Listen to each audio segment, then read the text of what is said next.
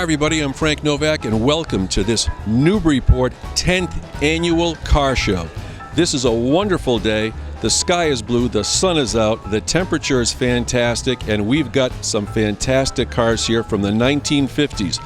All of them first class and by invitation only, so you know that these are first quality cars. And if you couldn't be here to see them in person, we're going to bring the action to you on behalf of Newburyport Community Hub. That's Newburyport Public Access TV. I'm very pleased to be here, and I hope you are too. What we have here is a 1955 Chevy 210, not stock, it's been hot rodded. When you take a look at this engine, the blower comes right out of the hood, so you know there's a tremendous amount of horsepower here. When you take a look at the front end of the grille, this was part of what they called the shoebox series that General Motors had from 1955, 56, and 57. They all call them shoebox. But when you take a look at what we happen to have here with the mag wheels on the side, this is a performance car. Now, it's also called a post coupe. And why? Because you do happen to have the frame on the doors. The interesting thing to take a note of is that while this is what Chevrolet produced in 1955 for cars, to the other side we have what Chevrolet produced in 1955 for their pickup truck. Once again, this is not a stock 1955 3100 pickup truck. This is a beautiful step up that you happen to have here, and it's been wonderfully restored with baby moons, chrome reverse wheels, and I don't think that this pickup truck has hauled lumber or anything else of significance for a long time. I don't think anybody would want to be able to spoil the beauty of what they've achieved here with this restoration. This is an orange and black with pinstriping as well, but it gives you a little bit of a note to see what you can graduate from when you come from the car to the truck. Back in the day, the Jaguar Corporation of car makers in England came up with a wonderful type of sports car, the XK. They started with the XK 120s and then went to the 140s. And what we have here is a combination and an idea of how somebody took that original type of car and concept and raced it. And I'm talking about racing it and raising the bar with the different things that they've done. If you take a look at the side pipes that you happen to have here, also with the type of one-piece hood that lifts up, which will be reminiscent of what the later XKEs, which we're going to show you shortly. Then you take a look at the windscreens, which are absolutely race car vintage, along with the headrest hump. This has all been done for aerodynamics, to go ahead and reduce the wind resistance relative to horsepower so that you can go faster and pass the other guy. A lot of original parts are in this Jaguar as well. It's not a replica, but it's a combination of what the idea was of what the owner of this car wanted to do, and that was take the original XK style and enhance it, and he certainly has done that and has done a wonderful job. If you take a look at this whole car in its profile, you would think that this could have come out of the factory itself. You've seen what we talked about relative to the XK 120 series and the 140 series, and what that graduated and evolved to is the XKE series that you see right here. This was a phenomenal success at the Paris Auto Show back in the day. I think it was in 1961. And as it turns out, even though the people at Jaguar themselves didn't have a lot of confidence in the design of this car, because they held true and fast and true and loyal to the old X120 type series and 140 series, but this was met with such phenomenal success that Enzo Ferrari, the granddaddy of Ferrari himself, said at that time this was the most beautiful car he's ever seen. That stands for an awful lot when it comes from somebody named Ferrari. Also, you take a look at the type of hood that you happen to have here. This entire front end of the car lifts up. It wasn't until 1984 that General Motors tried to mimic this with their Corvette, because if you look at the Corvette in 1984, if you wanted to raise the hood, the entire front end of the car raised up as well. This is a wonderful car. It started off as an inline 6-cylinder, and they've said that in Jaguar, for Jaguar mechanics, it appears as though there are twice as many moving parts in this type of 6-cylinder as any other type of comparable 6-cylinder, which is why these cars constantly need tweaking. But you can see why somebody like Enzo Ferrari would say it's one of the most beautiful cars, or the most beautiful car that he's ever seen. 1956 is the year. Mercury is the car. Mercury was the upscale version of the Ford for the Ford Motor Company. Now, Ford had their Fairlane, and that was fine, and a beautiful car it was, along with their Crown Victorias. But this was an upscale version, not quite a Lincoln and not a Ford, but something in between, and they did a wonderful job in being able to put this together. When you take a look at the interior of this car, with the deep dish type of steering wheel, there's probably more chrome on that dashboard than you'll find on cars today altogether. This car also has what's rare, and that's a Continental kit in the back of the car at the rear bumper. And if you just take a look at some of the sweeping lines that this car happens to have, from the belt line here at the door going all the way back to where the Continental kit happens to be, this section right here is probably as large as maybe some Mini Coopers. But when you take a look at this was 1956. You look at the eyebrows at the front of this car where the headlights happen to be. They look like the same type of eyebrows that you'd have in a Ford full-size Fairlane or a full-size Mercury. But truth be told, in many cases, these are the same types of eyebrows, very similar, not quite exact, that you'd find on a Ford Thunderbird.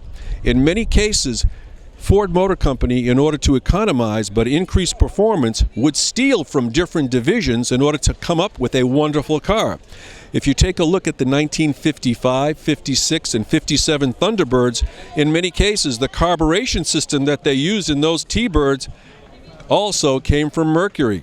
And they, in many cases, had the same style engines, a 292 V8 or a 312 cubic inch V8. But a beautiful example. Take a look at that bumper. If I saw that in my rear view mirror, I would certainly get out of the way.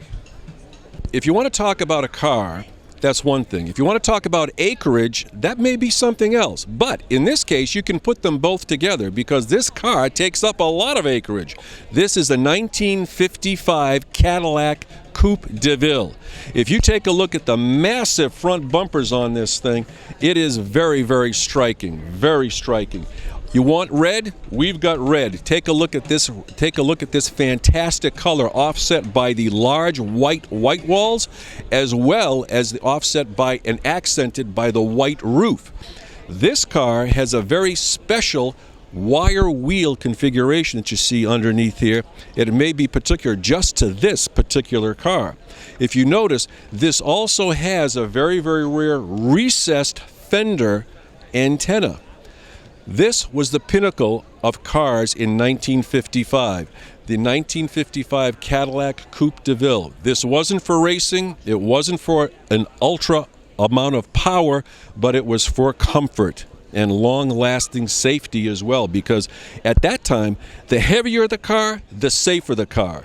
And if you take a look at how the length of this car goes, this is probably the size of two cars put together. There isn't a car right now produced today that's as long as this car right now. And that includes a Ford Expedition XL or even the Chevy Suburban. But this is what it was like for a Coupe DeVille in Cadillac in 1955. Take a look at this fin. This was Bill Mitchell's design. Bill Mitchell was a designer at General Motors, and he was very inspired by aircraft design, and he loved the wings on an airplane and tried to have that type of influence when you're looking at this type of a tail end. This was 1955. As time went on, these fins got bigger, and if we find one today, you'll see a 1959 Cadillac, which will have the large wings with the two bullet lights that come out from behind. But what a wonderful example of a 1955 Coupe DeVille. It may be a little bit out of character, and it's not 1955, nor is this car anywhere in the 1950s, but In a little bit of a break here, we've got one of those great television police cars. From which show? Starsky and Hutch, of course. They used to call this was a Ford Torino, which was the mid-size car at the time, with a great red finish with that white stripe across the top, with the ultra high-performance mag wheels. None of this was stock. You couldn't buy this from a dealer if you wanted to. They typically had to make it up for you aftermarket, after the fact. I mean, the fact is, you take a look at this car, it's not likely that they would do well in undercover. But why? Because it stands out. Out of 100 cars, you would certainly pick this one out. But this was a mid-size car for Ford back in the day, and this was, I think, back in the 1973, 1976 era. But it's a beautiful car and a beautiful example of a TV car that everybody loves. In many cases, I think the car got as much fan mail or more than Starsky and Hutch. This is a 1966 Corvette Stingray. This was the year, in 1967 was the last time they made this body style, but this is 1966. Truth be told, here's the story. The 1967 Corvette was a body style that looked like this, that was not supposed to be. Why? Because the one that they finally came up with in 1968 was having problems with the adhesion of the fiberglass panels. So what did they decide to do? Let's go ahead and remanufacture the 1966, change the side louvers in the fender so that we'd be able to have a little bit of a different look for 67 and call it a 1967. Truth be told, if you take a look at the 1968 Corvette, which was the Mako Shark version, the Mako Shark has the same gills as the 1967. The 1965 and 1966 Corvettes have these major size gills on the side to help dissipate heat. This also has the knockoff style wheels. Now, these may be aftermarket because the real deal cost a tremendous amount of money. And these look like gold line tires. But one of the biggest features of this car happens to be what? It's 427 cubic inch engine. So large they had to flare the hood in order to go ahead and take care of the air cleaner and the carburation in that. When you take a look at this car, this has got the side pipes that look like factory side pipes, and it has a beautiful interior with the wood, a genuine wood steering wheel. If Ryan takes a look at that dashboard, if you can shoot that dashboard, Ryan, it was from 1964 to 1967, the dashboard was the same. In 1963, those gauges were chrome, and they had to change them to black because you got too much light reflection and it would be distracting to the driver. So those are small bits of trivia that a lot of other people wouldn't take into account, but now you know.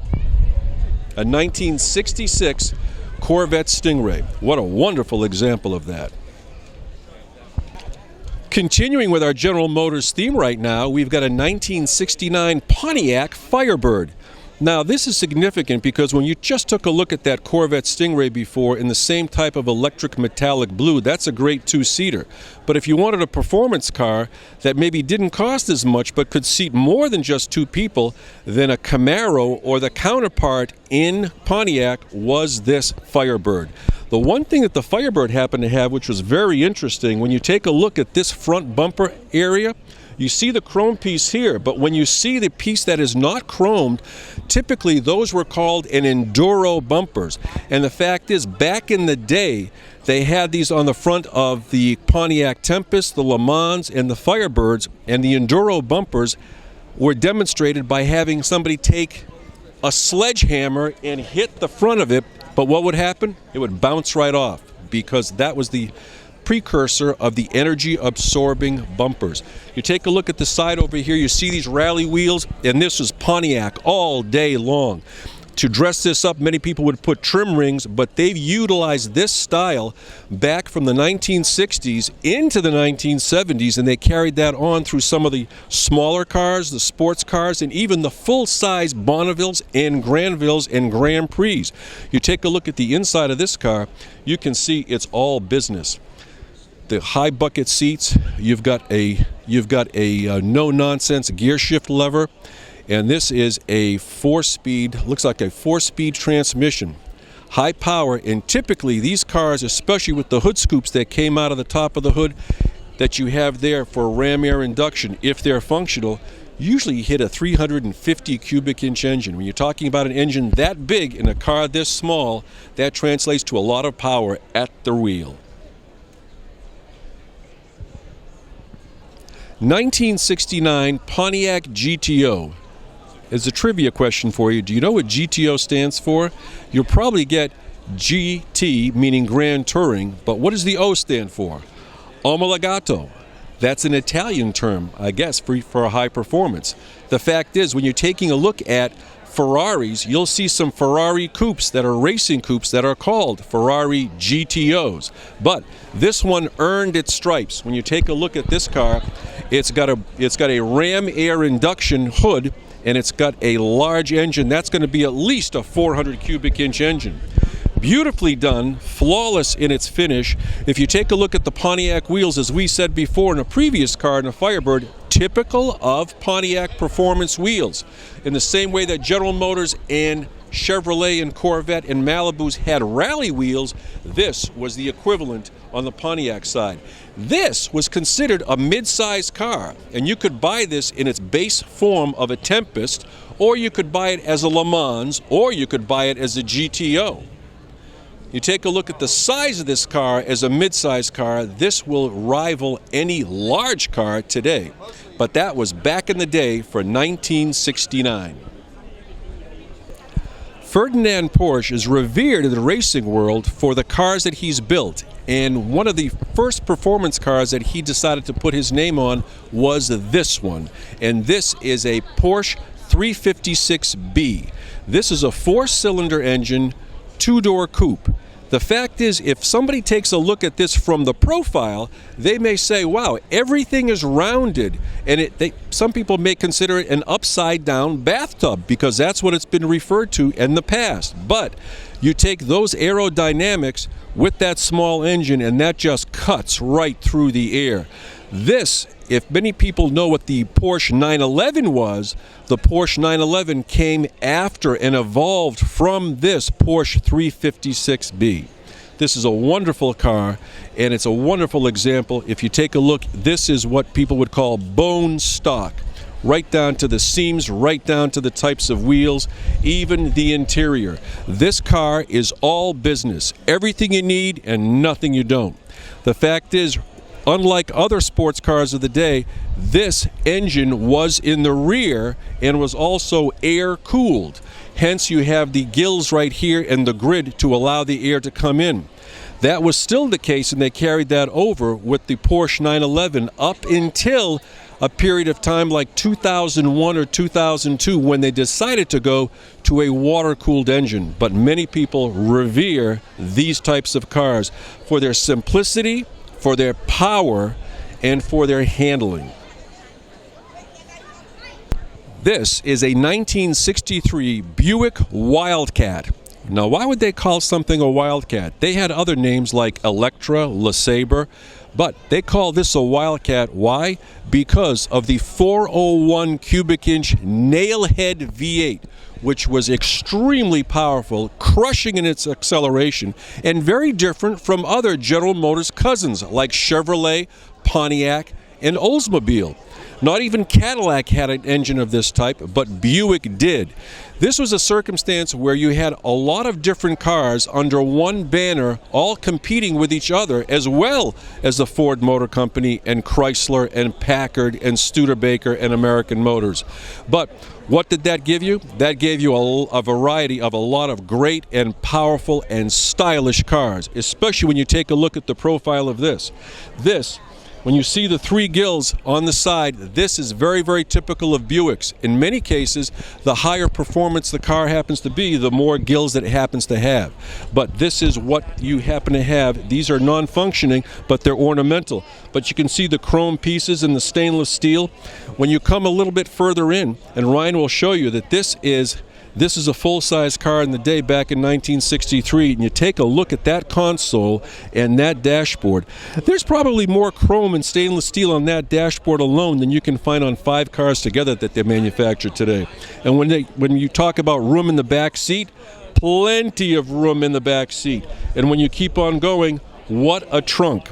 You could probably put, that's probably the size of maybe 3 separate trunks is what you'd find right here in this 1963 Buick Wildcat. What a great car.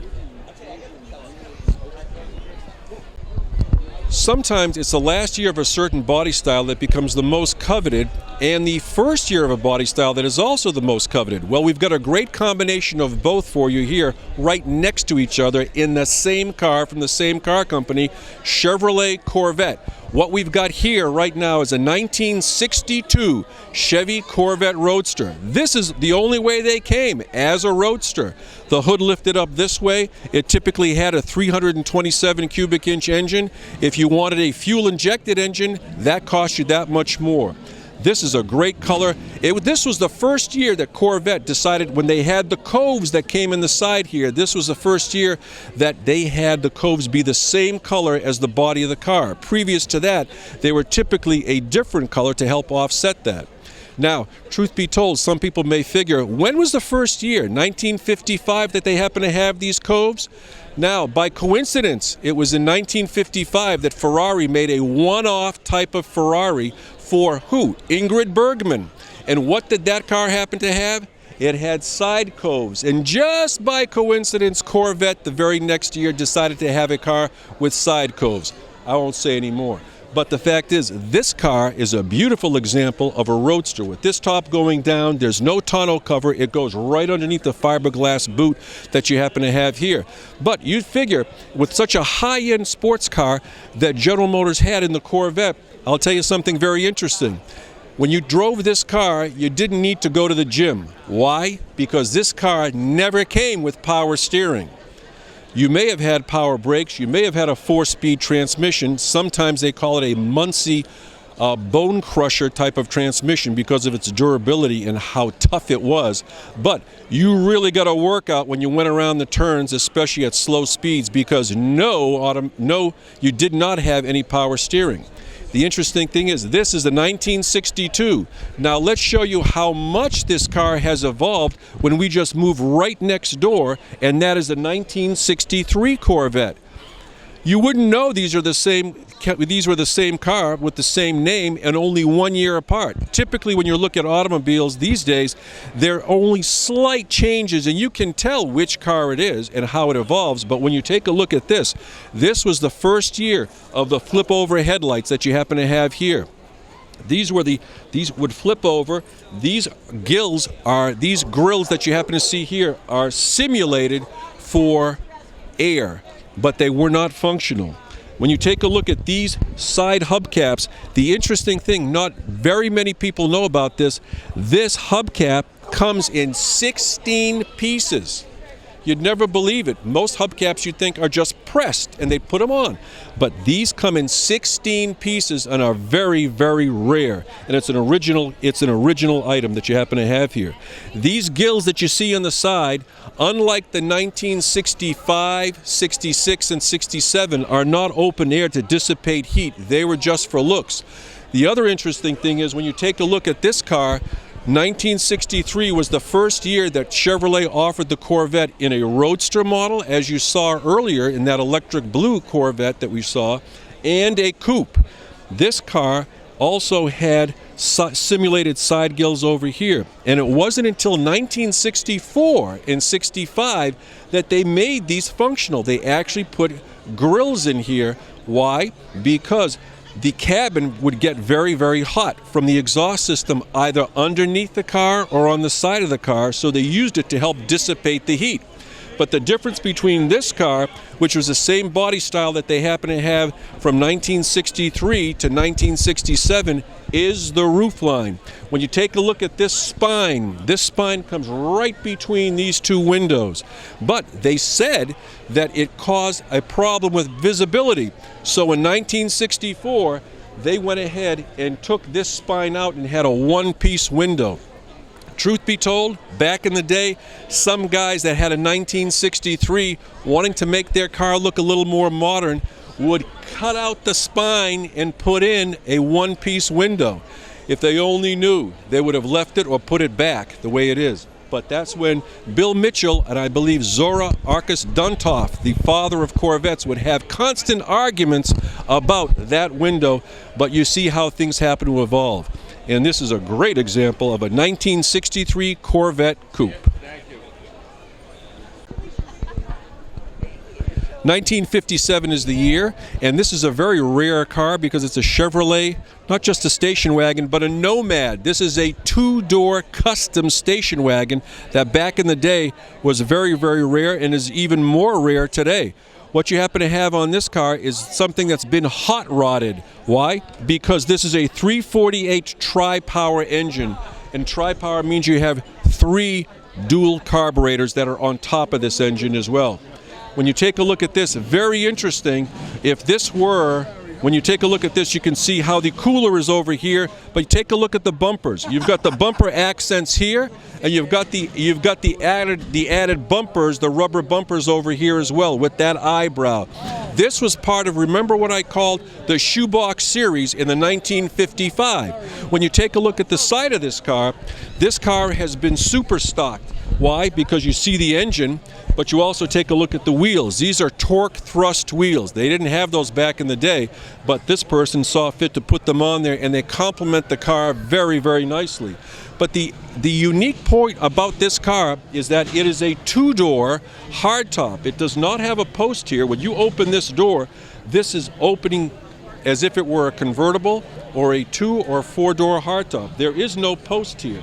And when you take a look at how much space you have in the back, these seats could fold down so that it really was very, very functional back in the day, because you have these large fins from 1957 that come back here with the Bel Air styling, and very rare is the type of back station wagon door that you happen to have, which was exclusive to the Nomad, which how it's slanted down. So this is a great example of a car, and considered very, very rare among Chevrolets in general. When we talk about the evolution of cars, you just saw a 1957 Chevrolet Bel Air Nomad, which was the top of the line for a two-door station wagon. But what you happen to have here is a 1958 Chevrolet Yeoman, which is basically a basic model two-door station wagon as well. But you can see how the configuration of these cars are totally different. You saw the change from the 1962 Corvette to the 1963 Corvette Stingray. You saw the 1957 Chevy Nomad station wagon, and now you're looking at the 1958. That person wanted to be on camera, I could tell. But when you take a look at the front end of this car, you have 2 headlights on each side with a massive bumper. The 1957 had 1 headlight on each side with a large bumper, but totally different configuration. When you take a look at the silhouette of this car too, and how long it is, it doesn't have the type of wing that you would have in the 1957, but the wing seems to have been folded over. But it does have the same type of space capacity and configuration. It's just a different animal with the same type of name, Chevrolet Motor Company. You can even see how the back hatch happens to open up. It's completely functional. It's very roomy, but I doubt that this person's going to carry a lot of stuff in there, because they would not want to scratch this fine example of a 1958 Chevy Yeoman. This is a 1933 Buick Victoria. This is a beautiful example of a car of that era, and it shows you how things happen to evolve. When you take a look at the massive headlights that you happen to have here, along with this long snout in this hood with these gills that will go ahead and dissipate the heat of the engine, this hood would not open up this way. It would not open up back ways either. This would open up sideways on both sides. Okay, so typically it was the hinges that were in the top that would get the most work, and typically would have to be serviced. as well. When you take a look at these fenders, they were not part of the body here. They were separated on each side with turn signals here, and this is where you had not one spare tire here, but you have another spare tire of the same type on the other side. This is 1933. When cars evolved back into the let's say from the late 1940s, 1950, this type of hood would come over and envelop this fender here, so it all looked like it was one piece. This was part almost of what they would call the brassing era, where a lot of the pieces of chrome that you see here instead of chrome would be brass, but that was in an era that was a little bit earlier than this car. You see the running boards that you happen to have here as well. These were totally functional. And the only place that you see running boards of this type nowadays are on long pickup trucks. Okay, that typically are four-wheel drive to help you step up and into the truck because they're so high. But this served the same purpose back in the day. Now, as the cars evolved, the running boards disappeared. Those separate fenders disappeared. That type of hood that folded over disappeared, and they evolved. But what a great example of a car that you happen to have here that's so well preserved, and a Buick Victoria. Interesting to note that Victoria was also a term used by Ford Motor Company for their Crown Victoria. So nobody put a hold on that particular type of word. It was used here as well. You can't have a car show unless you have a Mustang, and we've got a great one here. It's a 1969 Coupe. But not just a coupe, this has got a high-performance engine, and you can see with the engine dress-up kit, there's a lot of horsepower behind those valve covers, which are called Cobra. Now, everybody knows that if you're talking Cobra, you're talking about a super snake type of power. And that means, how do you go ahead and associate a snake with a Mustang? Believe me, everybody agrees, and they take it because that means you've got a great-looking car and you've also got a lot of power. When you take a look at this color, which I don't believe was original, and it's a type of a black cherry, you have a 351 cubic inch engine with a great sway-back roof and a wonderful interior. This looks like it's got a high-performance 4-speed, but in 1969, the Ford Mustang had these gills right here. In 1970, many people would look at this car and say, well, doesn't it 1970 look the same? These gills disappeared, and they moved these basically to the side of the front headlights. But when you take a look at this roof line, which is absolutely beautiful, it's got two things to talk about, and that are the louvered screens that you have over the back glass of this coupe. The fact is, you'd wonder, how can I see out of that when you have something of that type on here? Truth be told, if you sit in the driver's seat and you look in the rearview mirror, all you'll see are little lines in the glass as if they happen to be a rear defroster, because it doesn't inhibit your view at all. This has got a short trunk lid because it does happen to be a fastback, but take a look at that spoiler. And that's in order to keep this car on the ground at high speeds, typically on curves. But it's a great looking car, and truth be told, that this 69 and 70 Ford Mustang, those were re-replicated back after the 2005 series Mustangs, which were rebooted to look like the 1967-68s. This was the next reboot version where the Ford Motor Company tried to have their Mustangs look something like this. That may be fine, and those cars are wonderful as well, but you really can't improve on the original, and we've really got one right here. 1967 Dodge Coronet. This is a 440. 440 cubic inches. It's got like 375 horsepower, and there were only a little over 600 made of this type of car. Now, what sets this car apart from a lot of other types of cars that may be even 1967 Coronets is that this carries a special designation of RT. RT stands for Road and Track, named after the high-performance hot rod magazine that everybody knows if you know cars. You take a look at these wheels, which you'd see on a lot of Chrysler Corporation cars. They look like the Magnum 500 wheels that you'd also see very, very similar on some Ford Motor products, typically Mustangs or Torino GTs. But this is a great car. that's rather long but considered mid-size for its day. 1967. This has got the bucket seats that you happen to have here, along with a chrome console and automatic transmission. These automatic transmissions back in the day were supposed to be extremely reliable, so much so that the police departments from all over the country typically had Plymouth and Chrysler Corporation cars used in their fleet because of their durability and the speed that they needed to go ahead and rely upon. But this is a great 1967 Dodge Coronet RT. Everybody's seen a car like this. You see them everywhere, absolutely everywhere, right? Wrong. Now, what would you say this car happens to be? Is it European in design?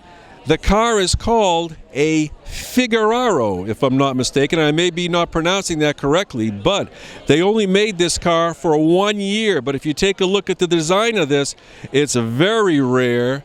Now, it's very rare. You still think it's a European car?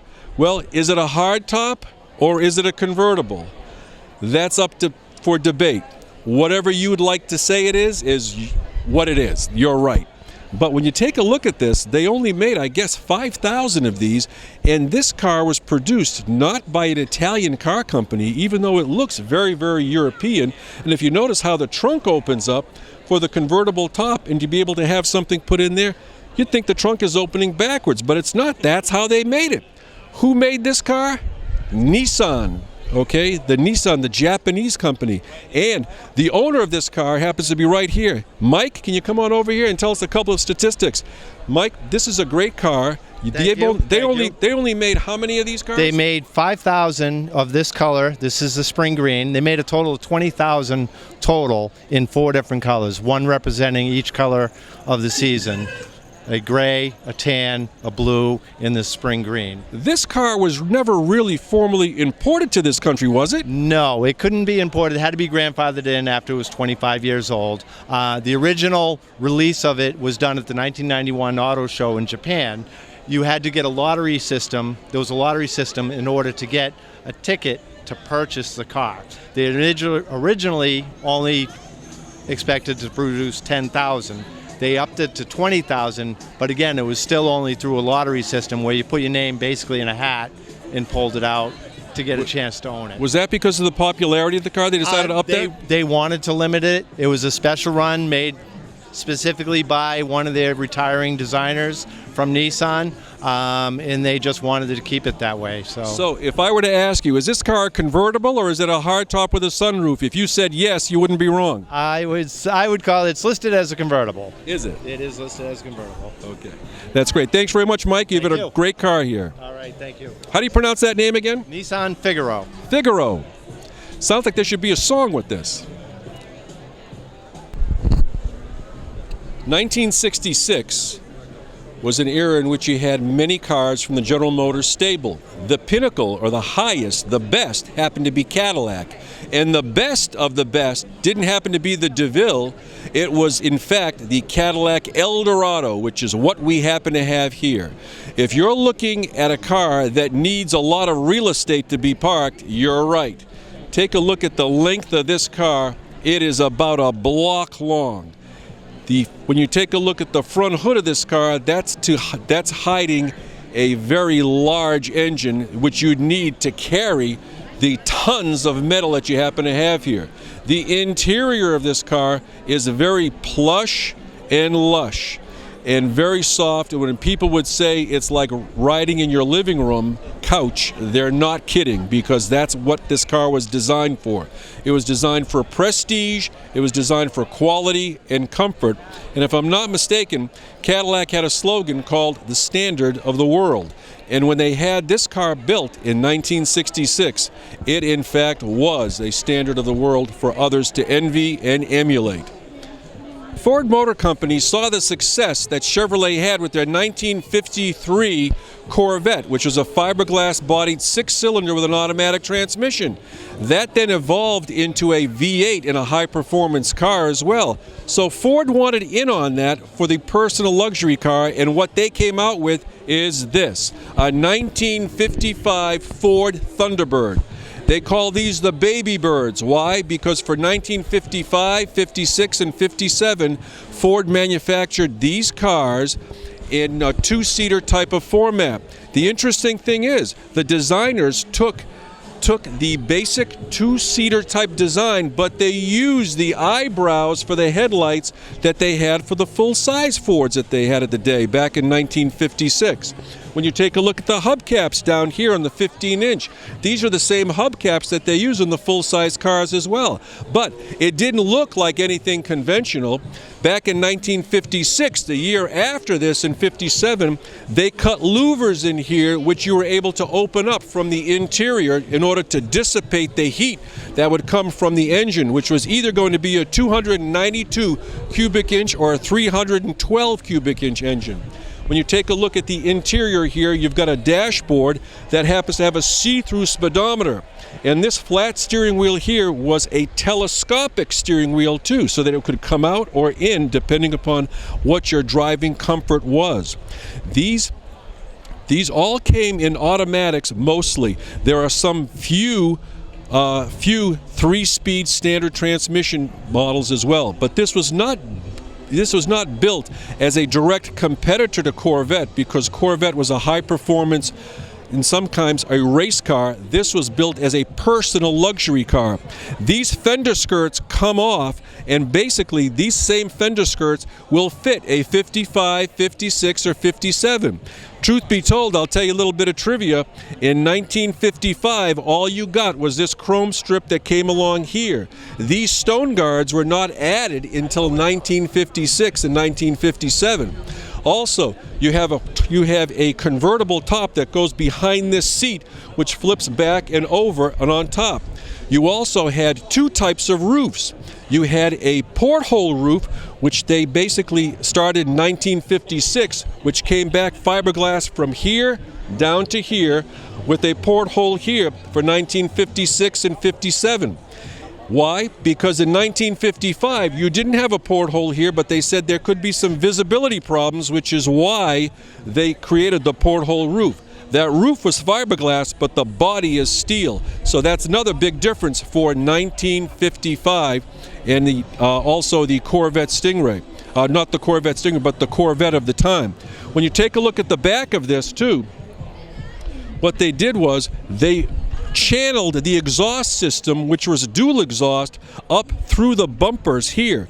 They did the same thing for 56 and through 57, and it was in 1957 that you had the largest wing come over here. But these are the same types of lights that you'll see in the stock full-size sedan that Ford was making at the time. In 1956, to give you more trunk space, they gave you a Continental kit so that you put the spare tire out here and you'd have more trunk space.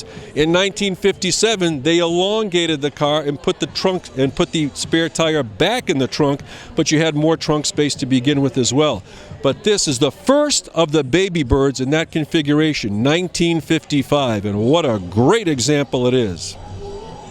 1964 is the year, and when you take a look at a Chrysler Corporation product, you see the front of this car from the windshield forward, and with the torque thrust wheels and this fender design, you'd think to yourself, hey, this looks like a Plymouth Valiant, is that right?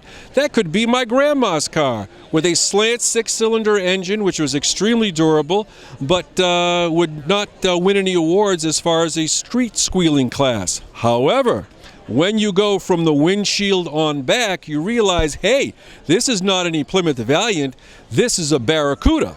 Okay, and this was one of the first Barracuda body styles that you happen to have here, with a high-performance engine. Typically, the engines that they started out with in 1964 were, for V8 engines, were a 318 or a 383. Fact is, the slant six engine I alluded to earlier was one of the most durable six-cylinder engines in automotive history, along with the 318 V8 engine, which in many cases there's a story and documentation of a New York taxi cab that drove his 318 V8 engine for over 1 million miles with just regular oil changes. Wow, if that could only happen now. You take a look at the interior of this car, it's very, very impressive. You've got your floor shift along with the bucket seats. But the other thing you happen to have here, which is very rare for any type of a car, you take a look at this window. This window looks like it's a greenhouse effect, and in many cases when these cars happen to see the end of their life, the fact is this window was worth more than the car itself when people were looking to go ahead and restore. So when people are restoring a car like this, one of the things that you had to make sure, absolutely positively sure of, is that don't break the window. Because if you do, you'll probably be out of a job. But this was a great car too if you take into account that with the fastback design, the rear seat folded down, so it almost doubled like a small station wagon or a hatchback. The color on this is very rare. The wheels are not original, but they're not a torque thrust, but a super stock style design, and it's an overall wonderful example of a rare vintage Barracuda and what the other Barracudas even of today have evolved to. Now, if you remember that baby bird that we just took a picture of and did a story on, that was 1955. This is what the 1955, the 1956, and this is the 1957 version of the baby bird. You can see how the grille happened to evolve and became stronger and more bolder. But the fact is, the eyebrows basically stayed the same. Truth be told, many people don't know this, but when you take a look at this whole fender assembly, the front left and right fender, from the tip all the way here, it's the same fender for all 3 years basically. The only thing is, in this case, if you recall, I said they cut out in 56 and 57, they cut out the louvers to dispense the heat coming from the engine, which was either going to be a 292 or a 312 engine. Truth be told, the derivative of where that engine came from was a modification of a truck engine that they took, reworked, put in this car because it had a tremendous power on a smaller body, and you put that combination together and that equals speed and style. So you take a look at this as you're coming back, you look and you can see this has a telescopic steering wheel as well, but it's got a deep dish steering wheel, which was supposed to be a safety feature. You no longer had the see-through dashboard, but the dashboard was padded because back in the 1956-57 period, Ford Motor Company decided to go safety-wise. They were the first people to go ahead and install safety belts in their cars with a padded dash and a deep dish steering wheel for added safety. And when we also said that the rear wings on the 1955 and 56 were smaller, yes, they were, but then they evolved into this bigger wing for 1957. And when you take a look at the rear bumper as well, yes, just like that 55, the exhaust came up through the bumpers, but this bumper looks completely different. It does not have a Continental kit, but you can see the whole trunk is larger to allow for a spare tire on this side and plenty of luggage space on this side. There are pickup trucks, and then there are pickup trucks. Now, when most people think of a pickup truck, they'll think of something like the Chevy Silverado or the Ford F-150 or the Dodge Ram 1500. But when you say pickup truck, you don't necessarily automatically think of Volkswagen. But if you take a look at this Volkswagen back in 1968, if you think of the Volkswagen bus and how they modified it, this is in fact a pickup truck, but very unique on its own. When you take into account, it has a standard type of cab, but the cab is all the way to the front. Why? To allow you a lot of storage area to the back. But how do you get to the back? From the rear tailgate or from the side gate? Yes, from this side or perhaps even from the other side. Other pickup trucks don't happen to have this feature, but when you talk about ease of motion or ease of access, Volkswagen had it very well thought out. They don't make this car anymore, but what a great idea and innovation that they had back in the day. These were very, very durable, had the rear-wheel drive, had the rear engine that Volkswagen is famous for, and you can see it was very, very versatile for people in the workforce to go ahead and use, and economical as well, with German engineering at the helm. So you take a look at this side gate that comes down, you take a look at this gate which will also come down. It is a very rare and very thoughtfully designed pickup truck. No question about it. And it's a Volkswagen. What do you get when you take a small compact car and shoehorn a big size V8 engine? You get a lot of speed, you get a lot of performance, you get a lot of style, and you get a 1969 Chevy Nova Super Sport. That's right, this was a Chevy Nova Super Sport back in the day, 1969. It's got 350 cubic inches in here. It has 300 horsepower that you've got in the engine, and when you take a look at the size of the body, which is rather large for a compact car, back in the day it happened to be considered a compact at the time. This has a 4-speed transmission. It also has rally gauges in the console. This is a post coupe. Novas did not make a hardtop design, so all the doors had frames on them, and you also had a vinyl top and a great paint job, this type of an emerald green, and you have rally wheels here. These rally wheels first appeared in 1967 for the Corvette. And for a piece of trivia, the reason why they went from the spinner hubcaps to the rally wheels is because they made it a law. The reason why the spinners stuck out too far, and when people would walk by, they'd cut their legs or they'd hook themselves on the spinners. So that doesn't mean that they don't sell aftermarket hubcaps right now, but these rally wheels are very, very popular among General Motors products, especially Chevrolets, in the same way that those Pontiac wheels that we showed you before in the previous shots are very prevalent for Pontiac cars. This is a great example of a 1969 Nova 350. This is a very exotic looking car. Is it Italian? No. Is it a Ferrari? No. Is it a Lamborghini? No. But what it is a Di Tommaso Pantera. What does that mean? That means that this car was designed in an Italian design company, but is powered by Ford Motor Company, and I believe with a 351 cubic inch mid-engine that's right behind the seats. So you have the benefit of raw American power in a beautifully designed Italian body. Truth be told, this car back in 1972 was sold in showrooms in Lincoln and Mercury dealers all around the country. If you take a look at the profile of this car, you might think it's a Lamborghini or a Ferrari, but it's not. It is a Di Tommaso Pantera, which is a Ford Motor Company product.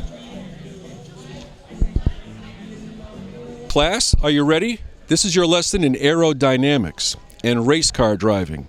Why? Because what you have here is essentially, this is a Roadrunner, but not your average Roadrunner, because an average Roadrunner would stop right about here where the headlights would be and all.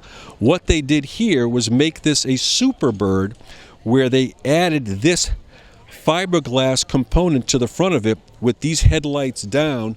Why? To cut through the wind and make it aerodynamically as slippery as possible. When you take a look at the side profile of this car and you see what you have here with these louvers that they look like reverse scoops. Why is that the case? If you look at the front of that car at, say, 150 miles an hour when you're going down the straightaway, that had such downforce that there are holes cut in the fender on both sides, and they had to put these scoops over that. Why? Because the tires would start to come up through the fenders, and they had to keep them covered somehow, and also subscribe to the aerodynamics of the rest of the car. When you come back, you go through the windshield. Yes, you come back over here through the side, and the Dodge Charger had a race version of this as well, but you see in the Dodge Charger, this window would be recessed in. In the Roadrunner, it's not. It comes down this way, as they did in the race versions of the Dodge Chargers. And when you take a look at this wing, it's not just a conversation piece. It certainly is not. It is very functional, because at the speeds this car would go on Daytona and other formidable racetracks, that kept the rear end of this car on the ground. So the fact is, if you were to go ahead and pit this against any other car of today's ilk that's high horsepower and styling, you may find one that could go ahead and try to give it a good run for its money, but you're never going to find anything with this type of radical styling that actually had a purpose and worked. Ford Motor Company has always produced some very iconic cars, and this is probably at the very top of the heap. What I'm dealing with here is a GT40.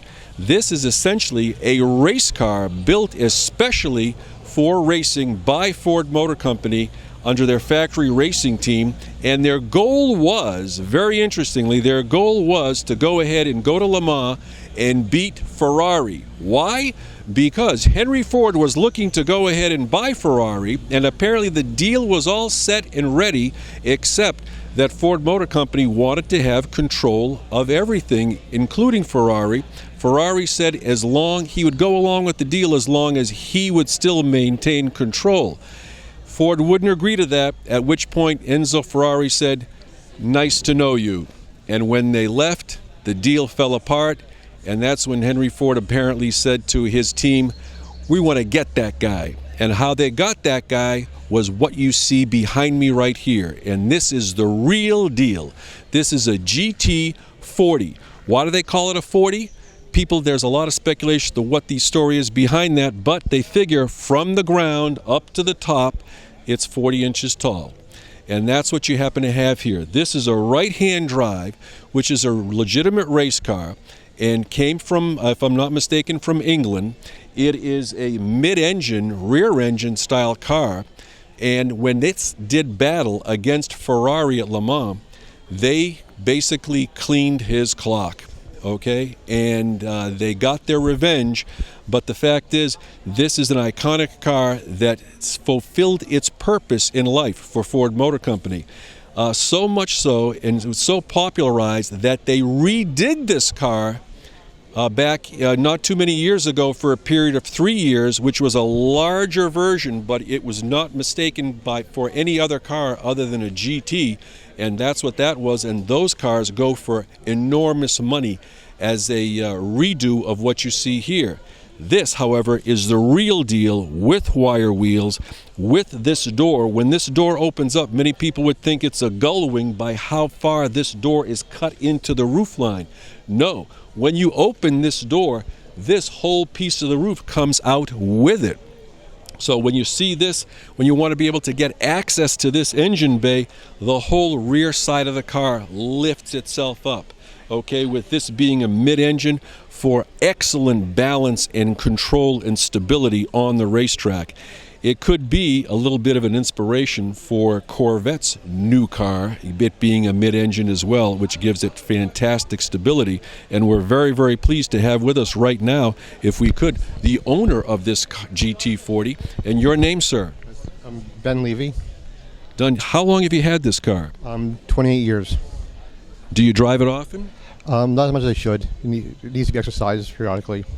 Well, when you take a look at this engine is a 289 cubic inch engine.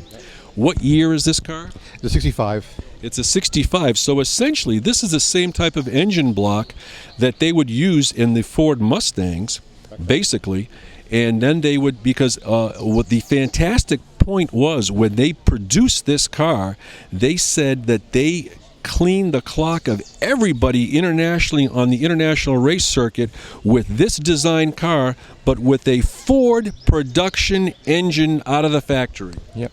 It was a 289. It has actually not quite a production engine. It's a race engine, so absolutely. There's a few features to make it. The engine is built to be more durable. Different bearings, that sort of thing. Absolutely, no question. But the block is basically the same size. So that's what people would consider phenomenal. And we really appreciate your taking the time to talk with us about this car. It's a beautiful car, a beautiful example, and you're driving a piece of history, so be careful. It's a fun car to drive. I drove it here from where it's stored, about half hour away. Terrific. Thank you so much. This concludes the 10th Annual Auto Show in downtown Newburyport. What a fantastic day it's been. We hope that you've enjoyed it as well. And for Newburyport Community Media Hub, we're talking about Ryan Rothberg and Sarah Blackstone, the producer, have put together what you can see has been a wonderful combination of cars, and I'm glad that you came along for the ride. My name is Frank Novak, and until next time, keep on rolling.